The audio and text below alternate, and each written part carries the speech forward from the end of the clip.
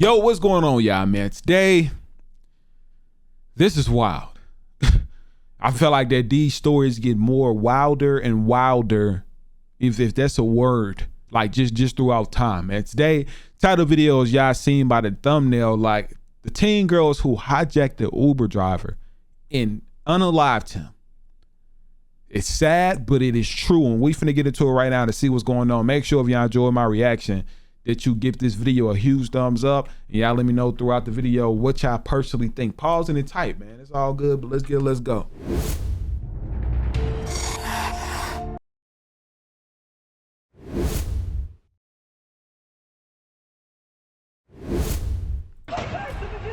She's stealing their car.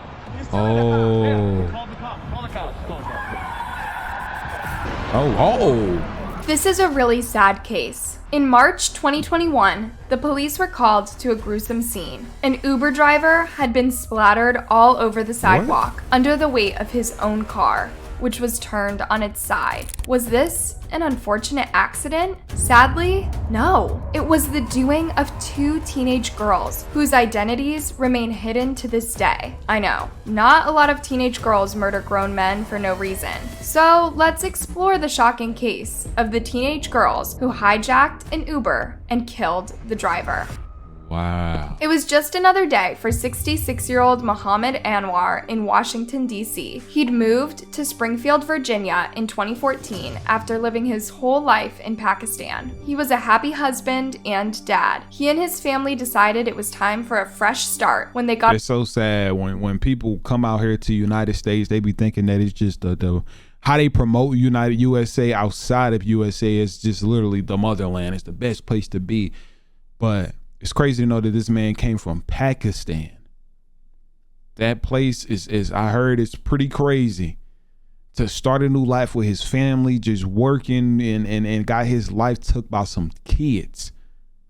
Like it's wild. It's so unfair. You know what I'm saying? But got a visa to work in the United States. The couple and their two adult kids came to Virginia, and for a few good years, they were happy. In March 2021, Mohammed was working as an Uber Eats driver in the Navy Yard area of Washington, D.C. He'd never really had any serious problems on the job, so he had no reason to be apprehensive, much less so when two teenage girls got into his car in March 2021. One girl was 15 and the other was only 13. Mohammed simply got their destination up on his phone and started driving. But once they got to a narrow alley, the 15-year-old pulled out a stun gun. The two girls wrestled Muhammad out of the driver's seat and out the window. But poor Muhammad did not give up that fast. This on video? He wanted to get back at the wheel for his own and everyone's safety. As this was happening, two witnesses started filming and realized they should alert the police immediately. She's stealing their car. You stealing the car? Yeah, we called the cops. Call the cops. Call the cops.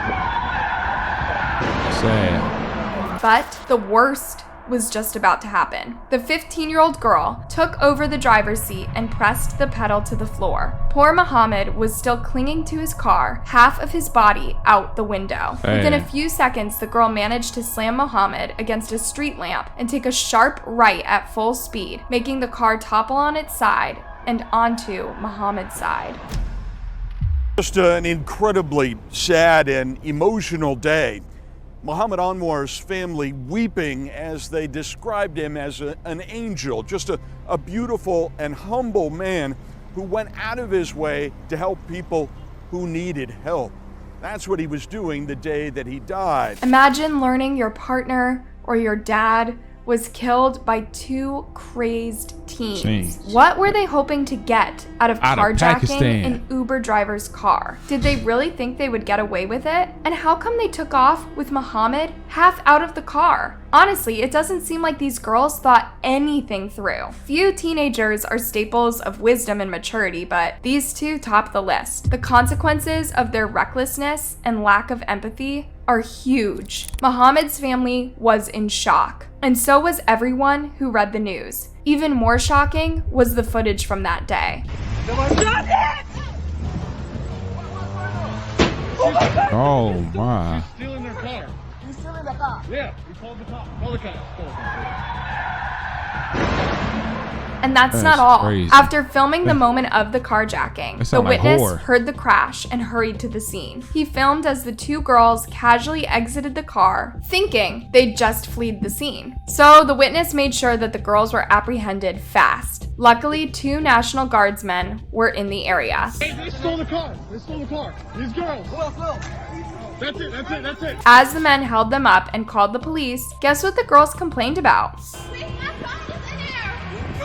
What? You just killed a man and you're worried about your phone? Disgusting. Muhammad was rushed to the hospital, but it was too late to save him. He was Chat, bro.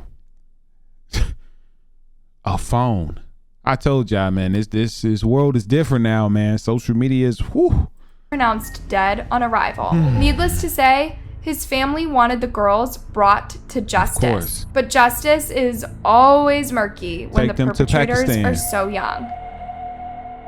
As the police took the girls into custody, they looked at their records. Lo and behold, the 15-year-old girl who was from Fort Washington, Maryland, had previous charges. 3 months before this carjack, she carjacked another car. The girls were Wow. defiant and mostly concerned for their own welfare. They didn't seem to cry over what they'd done or express regret for killing poor Muhammad. Instead, they worried about going to jail. They were both charged with felony murder and carjacking. Both of them pleaded not guilty. What? Honestly, how can you claim you're innocent when everybody saw you do it? Hearing about the girls' lack of remorse and their outrageous plea, many people called for them to be tried as adults. But in the District of Columbia, 13-year-olds cannot be tried as adults. And for a 15-year-old to be tried as an adult, the court must prove they can't be rehabilitated. In the case of these teenage girls, the judge concluded she can be rehabilitated. So, in April 2021, the girls were offered a plea bargain. Plead guilty to felony murder in exchange for dismissing the other charges. On May 11th, the 15-year-old accepted the deal. However, she pointed her finger at her younger friend, saying Wow. she was the one with the carjacking idea. Still, the 15-year-old was the one who brought a taser gun. She was also the one who took the wheel and drove into a street post, killing Muhammad. Right. It's really sickening when someone takes an innocent life and then cannot accept responsibility for it. It's A D.C. facts. judge handed down the harshest sentence she could on the older girl I'm in the trying to see how attack. much The it was. 15-year-old girl would spend 6 years in a detention center. According to state law, she has to be released when she turns 21. What? The judge told her it's incomprehensible how a child could be so unfeeling. When it was time for Muhammad's family to make a victim impact statement, his daughter said, "You did not kill one person. You killed a whole family. I cannot move Man. past that sidewalk on N Street on March 23rd, where he lay, broken, while one of you was only concerned about your About a phone. phone. You broke most of the bones in his body. No amount of years you spend in any facility can ever make you go through even 1% of that pain. I 6 years, chat. Like, gee. Must never- finna get out drinking, partying. Take him to Pakistan. Let him know what's really going on. and will never forgive you for the pain you caused him." The girl just replied, "If I could take it back, I would." On July 6th, the 13-year-old, now turned 14, got the same sentence after she pleaded guilty to second-degree murder. The girl, now 14, needs very intensive services, Leibovitz said, agreeing with a prosecutor who argued that the girl, like her 15-year-old accomplice, should remain under DYRS supervision for the longest term allowed by the law. In a brief statement, the sobbing girl told the judge, "I never meant to do it and promised I will change." Because they were charged as juveniles, the girls' identities will remain hidden, unless one of the journalists who saw the hearings decides to leak their names. In a GoFundMe post, Muhammad's family described him as hardworking Pakistani immigrant who came to the United States to create a better life for him and his family. Anwar was a beloved husband, father, grandfather, uncle, and friend who I'm gonna try to find this GoFundMe, y'all. always provided a smile when you needed one. All the Anwar family can do now is live with Muhammad's memory, But it is safe to say they're not exactly satisfied with the girls' sentencing. They're off the streets now, but will they learn anything? If all you get for killing a person is a few years in a detention center. Man. Following Muhammad's death, Washington, D.C. Mayor Muriel Bowser tweeted a message with a video. Auto theft is a crime of opportunity. Following these steps to reduce the risk of your vehicle becoming a target. Remember the motto, #protect your auto. They got tried for 6 years. They only going to need to do possibly like 4, especially if it's state charges and they're on good terms. Watch. Sparked a big outrage. People called this tweet tone deaf and really inappropriate in light of what had happened to Muhammad. It was almost as if she was blaming the victim for not taking better care of his car. Natalia Antonova tweeted, "Horrible timing on this clearly scheduled tweet. And even if Mohammed Anwar wasn't dead, carjackings are a plague in DC. There isn't a lot you can do with regard to risk reduction besides simply not driving a car." Sadly, she's right. There's a serious carjacking epidemic in the US. Carjackings are up 350% in DC, 126% in New Orleans, 537% in Minneapolis. Shortly before Muhammad was killed, another dad in Chicago was shot when he tried to stop a carjacking. Dad? Through nothing short of a miracle, he survived the attack. But this is far from the only such incident in Chicago. Tonight, our Charlie DeMar got an eye-opening look at just how much this crisis is terrorizing the city. You could tell he was afraid. He was all teary-eyed and everything. Some guys just walked up, with guns and told him, to basically hand the truck over. Hi, I'm witnessing a carjacking outside my apartment. The shocking and, if you ask me, tragic fact is that lots of the attackers are super young. Motives include joyriding and to facilitate anonymity while committing other crimes. Joyriding? But at what cost? Is killing people or leaving them traumatized worth a night of reckless fun? No, it's not. And while the attackers are at it, many times they also rob the car owners and their bystanders of their wallets and phones. A 27-year-old just walking to work here on Wacker near Van Buren says he was robbed, forced to get on the ground and give up his belongings. He says the same people who carjacked that man near the Willis Tower also got him. That was definitely the same guy wearing the same exact clothes, same hat, he had a black mask on. Wow. But it's not just crazed teens who steal cars and terrorize their owners. All right, so right now we're waiting for some dudes to come They through. just be knowing. With some cars. We're gonna find out where they got them from and what they got planned for them. They gotta be doing, I would say, about 90 to 100. Hitting those corners at about, say, 50. Crazy. Oh, that's real right now. He just jumped the sidewalk, knocked down a stop sign. Yeah, they getting out of here. There are carjacking crews who literally specialize in stealing cars and driving them at full speed. And some of these people, well, they start really young. Yeah, man, I've been doing this since like the age of 10. Driving to elementary school, caravans, Where did the car come from? Like, where'd you get that car tonight? Borrowed without permission. This is what we do, like, every day, 24/7. It's not just for the bread, it's for also the money, man. It's cash out.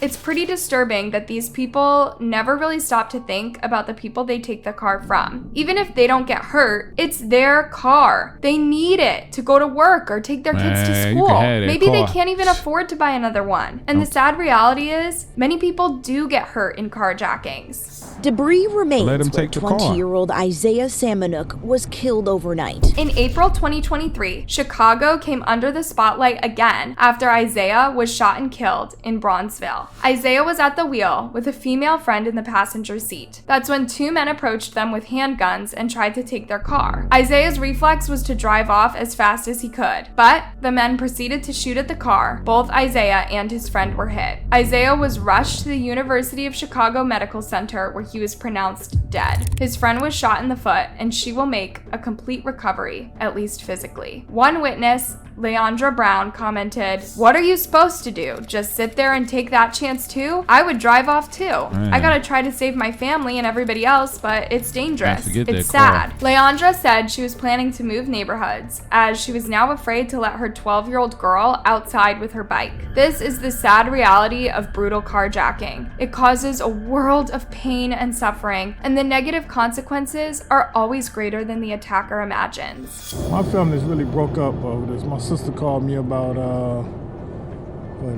or 5 this morning, and I couldn't even understand nothing she was saying. It will be a better day when people realize their actions impact others. What the 2 teenage girls did to Muhammad is proof that some people just don't think in these terms. They think the rules don't apply to them, or that others' feelings don't matter. It's worrying that so many young people can do this much harm to innocent people. If this is your start in life, how will you grow? Meanwhile, Muhammad's family and so many other grieving families are left in shambles, trying to make sense of a senseless act. Y'all gotta let me know, man, what y'all personally think on this entire story. You know, like I said, I don't wish jail on anybody, man, and especially children. But a situation like that, where that whole live stream, I'm gonna try to provide the one that's unedited and, you know, not in the video, where you can see everything from start to finish that the guy recorded from the live stream. But them kids showed zero remorse. And 6 terms in state juvenile, that's easily like 3 or 4 years. Good condition. I'm not saying that they deserve more years, but I feel like personally, some stuff deserves a way, like 10 could have been a lot more. Like, you know what I'm saying? Like, that would have been a lot more like, dang, Muz got 10 years. They go learn their lesson, but they still good at it at 20 something. But for y'all to get out at 21 before, let me see, 13, 19, or one get out at 21, like, that is maximum, my bad, max.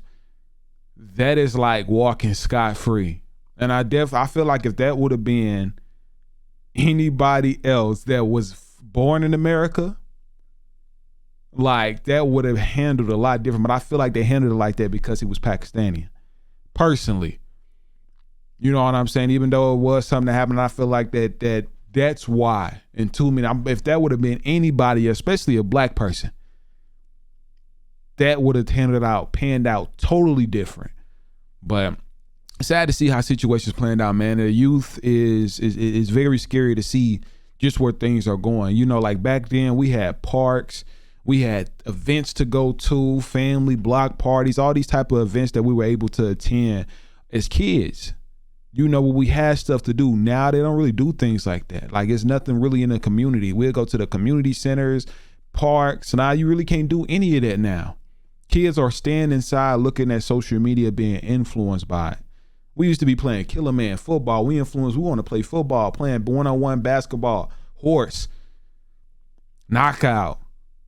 Like, those are the type of stuff that we used to do, but you can't, them things are, Muggs is playing that on a game system now. They playing that knockout on 2K. and that's really how it's going. You know, it's a little different to see just how the world is going right now, to see what's influencing, man. If anybody want that car, they go take it. Like he said, it's a whole lot of money out here in that field that they don't know of, and they go take it by any means, man. Just let them have that car. It ain't worth their life, bro. Have that car, call your insurance, get the car paid off. Credit is going to boost up, and you just get you another loan, bro. Like, it's going to be positive on your end as long as you got insurance. That's why they doing what they doing. They don't care, especially about your life, because most people have car insurance, but they don't have life insurance. Facts. But y'all let me know y'all thoughts down below on this situation, man. Make sure if y'all enjoyed my reaction that you give this video a huge thumbs up, man, and let me know what y'all honestly think, real, raw, and uncut. Let's go.